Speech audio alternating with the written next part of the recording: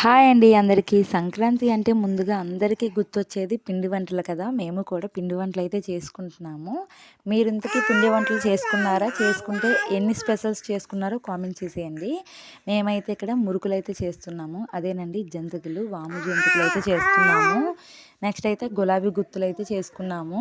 కొంచెం కష్టమైన పనే, పిల్లల్ని చూసుకుంటూ, చిన్న పిల్లలు కదా ఆయిల్ దగ్గరికి వచ్చేస్తూ ఉన్నారు. కానీ నాకు కూడా హెల్త్ బాగోలేదు కదా, వేయకూడదు అనుకున్నాము. కానీ సంక్రాంతి అంటే పిండి వంటలు వేయకపోతే ఎలా, అందుకే కష్టమైనా సరే ఇష్టంగా ఇంట్లోనైతే తయారు చేసుకుంటున్నాము. ఫస్ట్ అయితే జంతికలు అయితే వేసుకున్నాము, తర్వాత గులాబీ గుత్తులు అయితే వేసుకున్నాము. మేమైతే ఫస్ట్ టైం అయితే గులాబీ గుత్తులు వేసాము. చాలా క్రిస్పీగా చాలా బాగా వచ్చాయి. పిండి అయితే మా అక్క కలిపింది, చాలా బాగా వచ్చాయి.